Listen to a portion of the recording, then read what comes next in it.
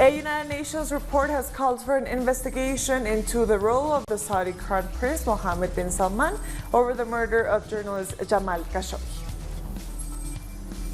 Barbados Prime Minister Mia Mottley has accused world leaders of turning a blind eye to countries that have been unfairly burdened by the effects of climate change. And a bill proposing reparations for the descendants of slaves has sparked debate during a United States House of Representatives subcommittee hearing. Hello and welcome to Teleset English. I am Estefania Bravo. This is from the South.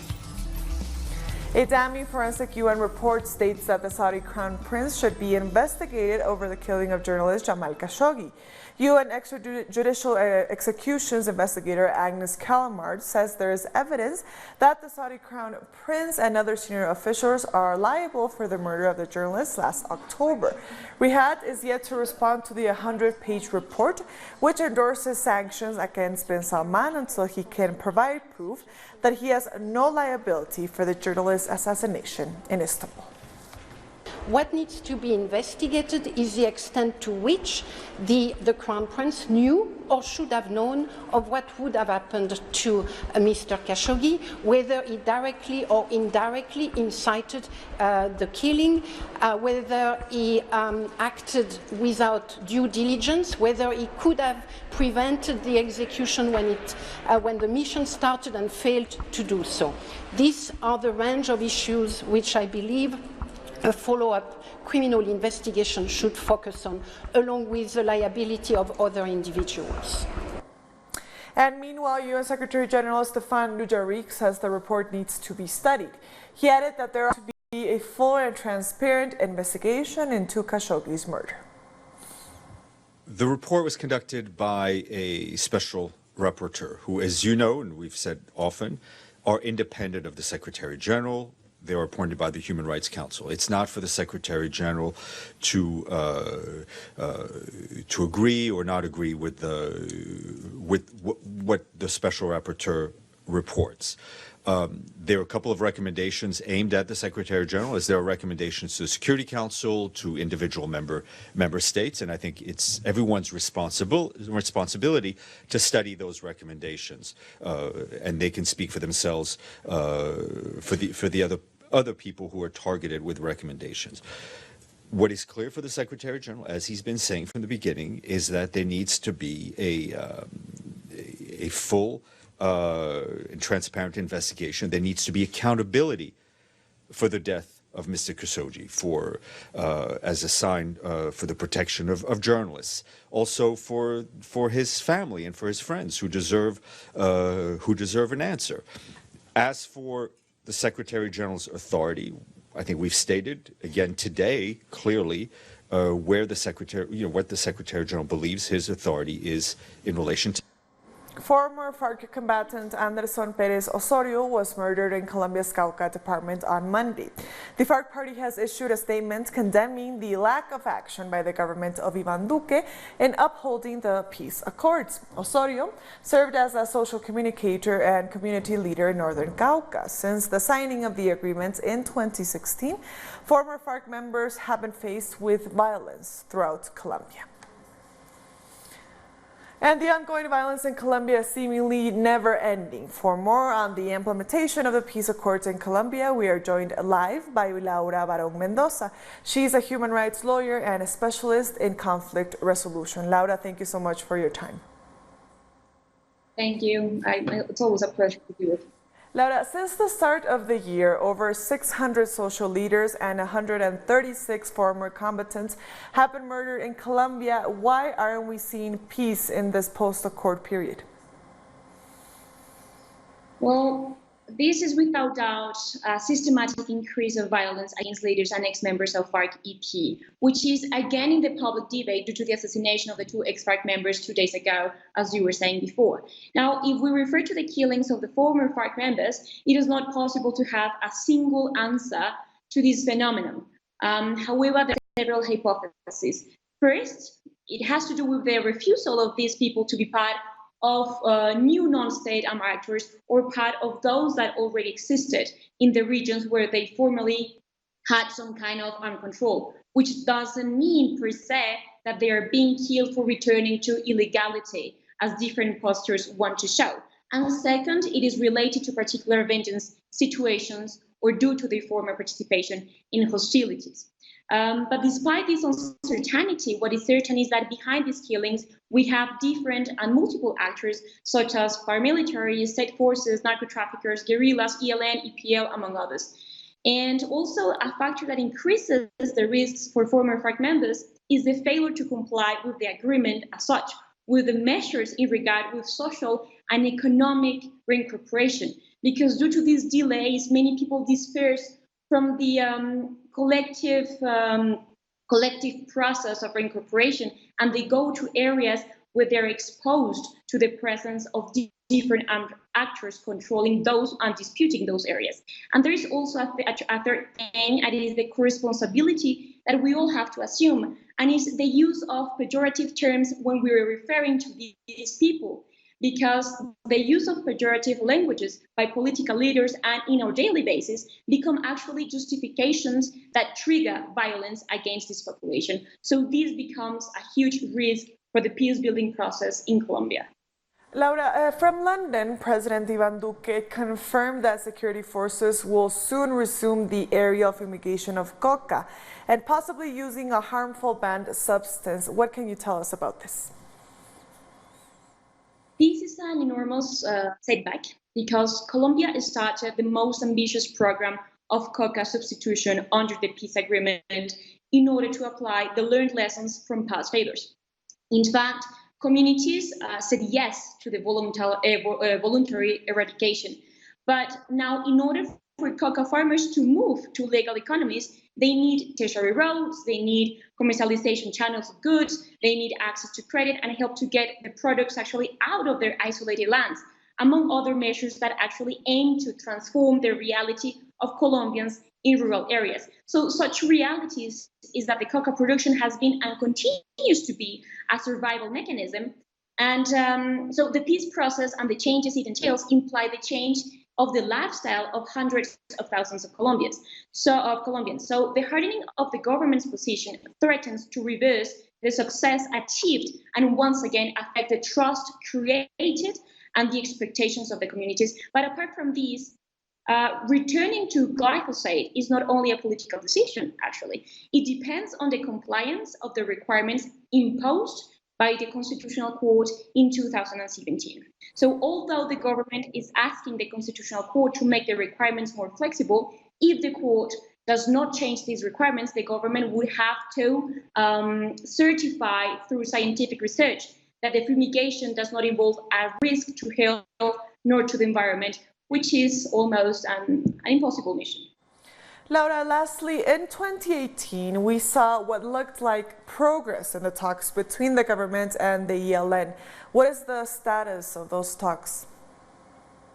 Well, those dialogues have been stale since last January, after the car bomb attack at the police academy, as you all know. So currently, the executive does not negate the possibility of the reactivation of negotiation, while it is also demanding that ELN must renounce to all criminal actions.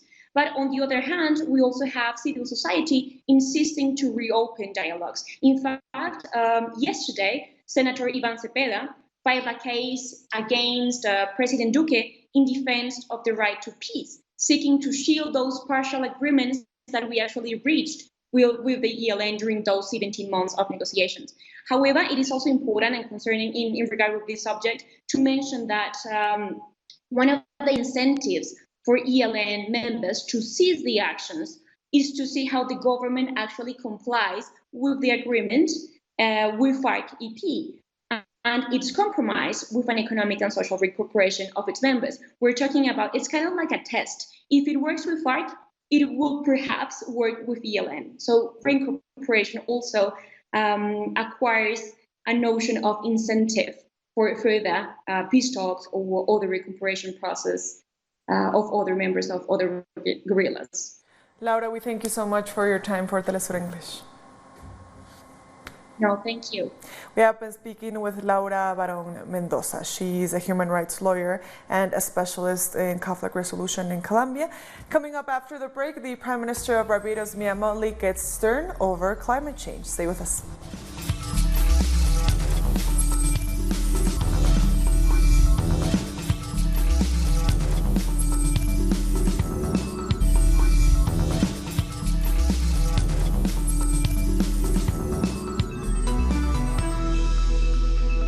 Welcome back.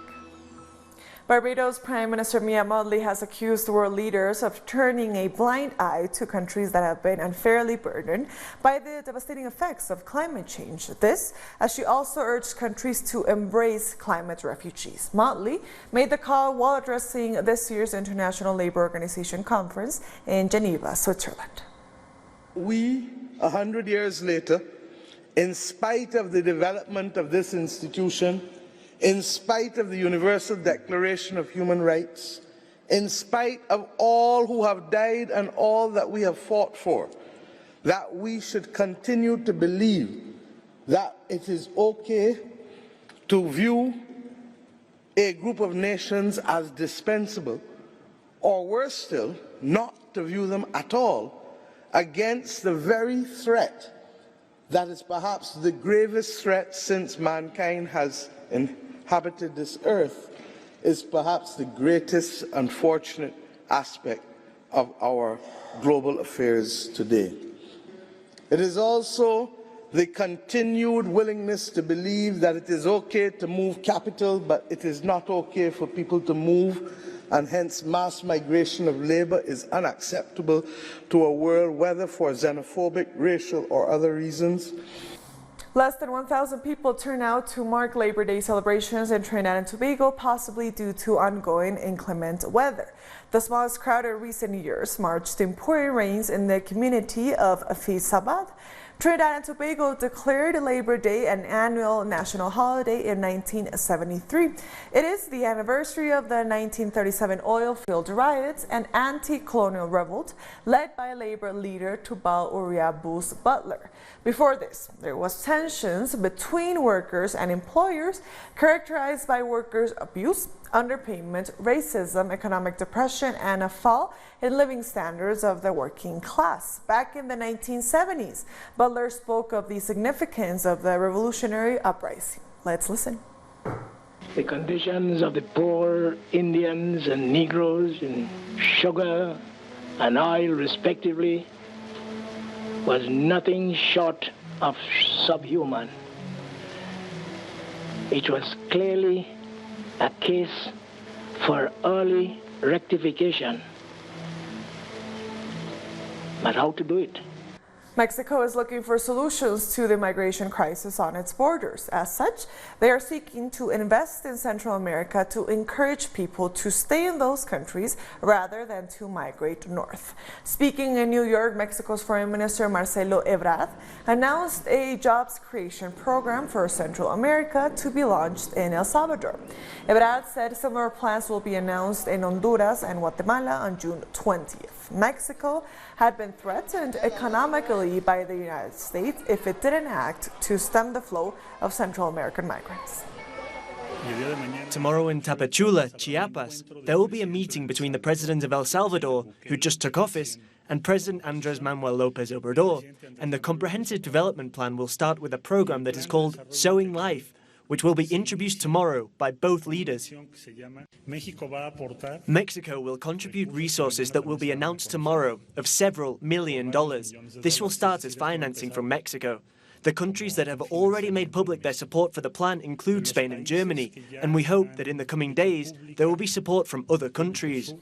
Brazil's Justice Minister Sergio Moro has answered questions in front of the Senate's Justice Commission in relation to the Lava Jato probe. This hearing comes as news outlet The Intercept revealed through leaked audios and messages that then Judge Moro allegedly worked in tandem with the Lava Jato team to prevent former President Luis Ignacio Lula da Silva from running in the 2018 presidential election.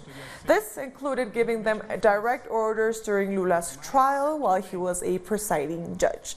During the hearing, Moro said he was the real victim as his conversations were illegally recorded, adding that a well-structured criminal gang was behind the leaks. Com todo respeito, Excelência. Our correspondent Brian Muir has more from Sao Paulo.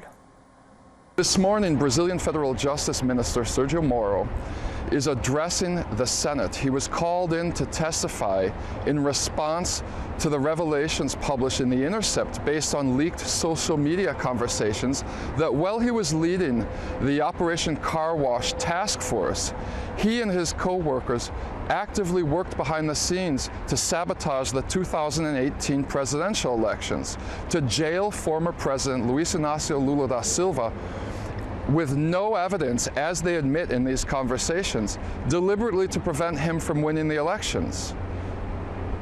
Now he's testifying in front of the Senate, and he's trying to play the victim card. He's saying that he's the victim of a crime.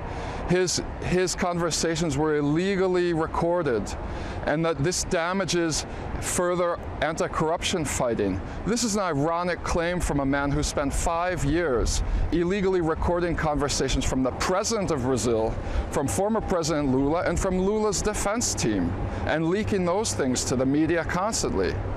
So it's unclear now whether these revelations will result in Sergio Moro resigning from his justice minister position, but the fact is his reputation is irreversibly damaged, and if he does stay on in this position, it's going to be as a kind of lame duck.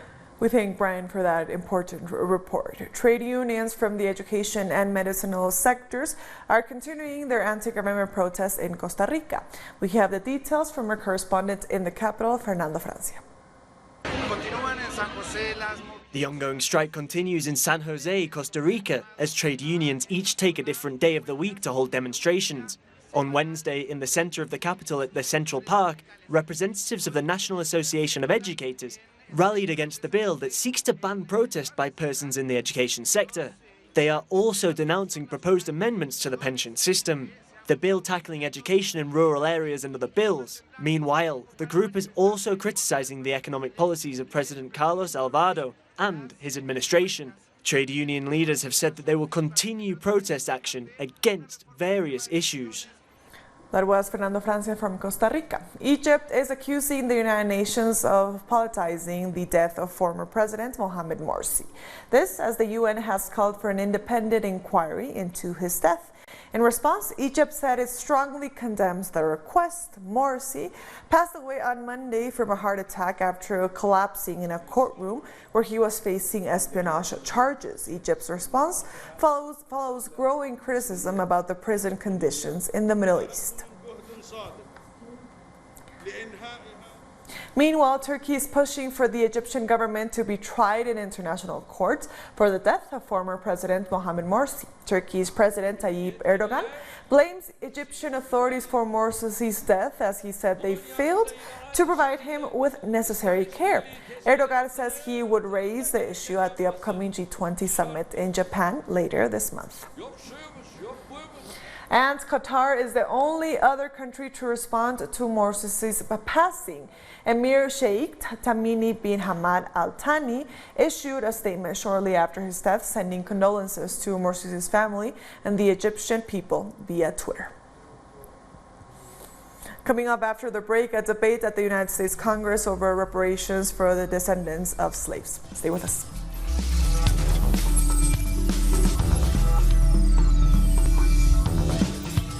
Welcome back. A bill proposing reparations for the descendants of slaves has sparked debate during a United States House of Representatives subcommittee hearing. America is a place that welcomes the diversity of thought. We even welcome the diversity of thought among the multicolored chocolate people that are African Americans, descendants of African slaves. Let me be very clear. It is only this group, even though they attempted to enslave Native Americans, it is only this group that can singularly claim to have been slaves under the auspices, the institution, and leadership of the United States government. And so, H.R. 40 is in fact the response of the United States of America long overdue. Slavery is the original sin. Despite much progress over the centuries, this hearing is yet another important step in the long and heroic struggle of African Americans to secure reparations for the damages inflicted by enslavement and post-emancipation and racial exclusionary policies. As the United States-China trade war continues, Huawei CEO says the U.S. ban will hit revenue by $30 billion, but that the company can withstand the loss. If $30 billion is impacted, then we can reach around $100 billion US dollars. And the financial statement by May, I saw that we're still growing at around 20%. We expect to see some slowing of the growth, but we haven't seen that yet. But we are making adjustments internally. So we project there might be a slowdown, but till yesterday's report, I didn't see any slowdown. And we don't know what will be the growth by the end of the year, but we believe the $30 billion US dollars will be a very small thing. And we can withstand that. We are not a public company. We don't attach importance to high numbers. We focus on the performance, the quality of the performance. And now let's take a look at the biggest news in sports around the world. The group stage is wrapping up in the Women's Football World Cup. The teams in Group D play their final round today. England, Japan, Argentina, and Scotland are all featuring, and there are some things to look out for. Scotland is playing to keep its World Cup alive, with Argentina playing with the same hope. Argentina go into the match in third place, with just a point so far in the group. Japan takes on England, and both teams are in position to advance as they play for the top spot. In the Cricket World Cup, South Africa took on New Zealand. The match was reduced to 49 overs after a wet outfield delayed the start. And cricket fans were left disappointed as Shikhar Dhawan was ruled out of the tournament. Dhawan was in good form and has been India's most consistent performer in the ICC tournaments despite the detection of a hairline fracture. The Africa Cup of Nations will kick off June 21st with the first match between host Egypt and Zimbabwe at the Cairo International Stadium. Egypt is the most successful nation in this competition, winning it a record 7 times since the tournament was founded 62 years ago. Egypt's head coach and captain says during a press conference 2 days before the opening match in Cairo against Zimbabwe. Playing in the tournament here in Egypt puts pressure on us. All of the players are aware of the situation. We are trying to play normally. We expect many supporters to attend Cairo Stadium, which we haven't played for a very long time now. It is very positive for us to play in the best stadium in the country. This will help us a lot. I think we have very experienced players in our team. As for the atmosphere, I think we played under the same atmosphere in DRC and in Congo Brazzaville. They are quite used to this kind of atmosphere, and I just hope they're gonna play their normal football and produce a reasonable or good result for the nation. Brazil has suffered its first setback in the 2019 edition of the Copa America. The hosts drew 0-0 with a willful Venezuela on Tuesday in Salvador. With this result, Brazil and Peru, who beat Bolivia 3-1 in the Maracana in the first game of the second day, lead the group with 4 points.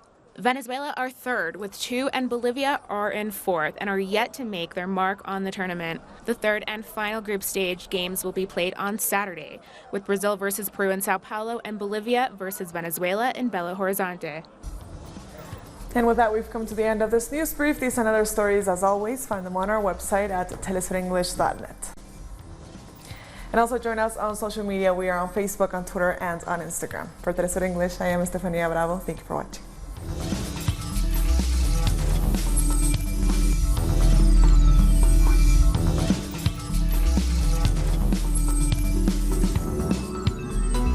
The life is full